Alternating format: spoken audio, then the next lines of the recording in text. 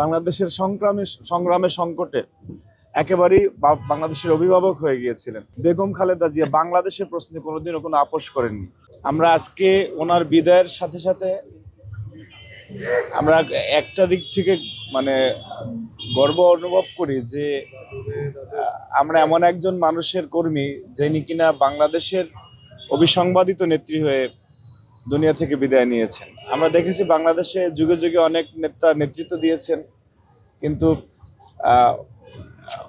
কারো না কারো কোনো কন্ট্রোভার্সি বা কোনো একটা সময় দেখা গেছে মানুষ প্রচন্ড বিরোধিতা করেছে, কিন্তু বেগম খালেদা জিয়া এমনভাবে দুনিয়া থেকে বিদায় নিয়েছেন যে আমরা কিছুদিন আগেও দেখেছি উনি যখন গত নভেম্বর এখানে ভর্তি হন, বাংলাদেশের সকল শ্রেণী পেশার মানুষ, সকল রাজনৈতিক দল সবাই বেগম খালেদা জিয়া প্রশ্নে এক হয়ে গিয়েছিলেন।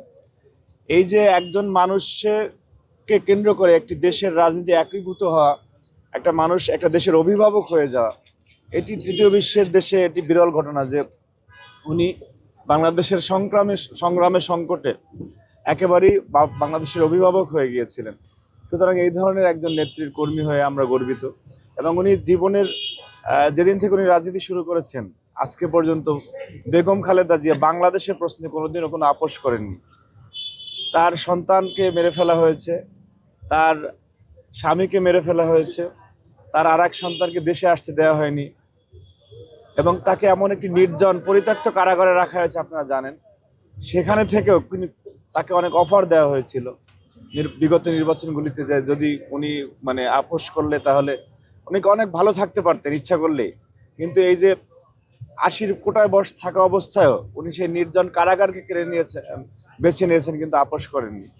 এগুলি আসলে শুনতে অনেকটা কাব্যিক ভাষায় মনে হলো, আসলে উনি এগুলি করেছেন এবং বাংলাদেশের স্বার্থে করেছেন। উনি ইচ্ছা করলেই কোনো উন্নত দেশে উনি ভালো থাকতে পারতেন। সুতরাং উনি আজীবন আমাদেরকে দিয়ে গিয়েছেন এবং বাংলাদেশকে উনি যাওয়ার আগেও ঐক্যবদ্ধ করে দিয়ে গিয়েছেন।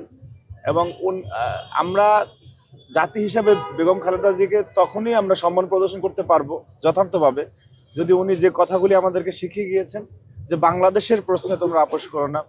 উনি যা বলেছেন যে ঐতিহাসিক কথাগুলি যে আমি পৃথিবীর অন্য কোথাও আমার কোনো ঠিকানা নেই, বাংলাদেশে আমার শেষ ঠিকানা। উনি বলেছেন যে বিদেশে আমাদের বন্ধু আছে, প্রভু নেই। উনি বাংলাদেশের সার্বভৌমত্বের প্রতীক হয়ে গেছিলেন। সুতরাং এগুলি আমাদের অনুপ্রেরণার গল্প। আমরা বেগম খালেদা জিয়ার এই আদর্শগুলি নিয়ে এগিয়ে যেতে চাই।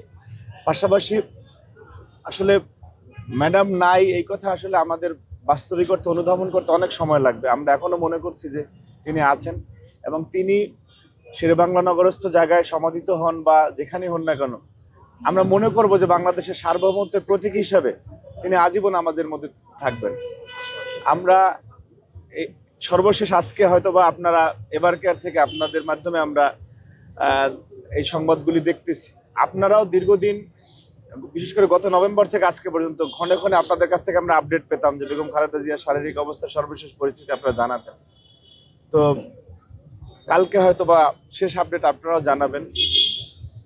আর আমরা যে স্লোগান দিতাম কথায় কথায় যে খালেদা জিয়া নেত্রী আছে, এখন সে নেত্রী আমরা এরকম বলতাম, সেই জায়গাটি এই স্লোগানটি আমাদের আসলে শেষ সময়, আর এই স্লোগানও দেওয়া হবে না।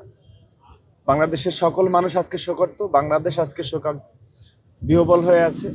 এই ধরনের একটি পরিস্থিতিতে আমরা আলাদা কেউ না, আমরা সবাই দেশের নাগরিক।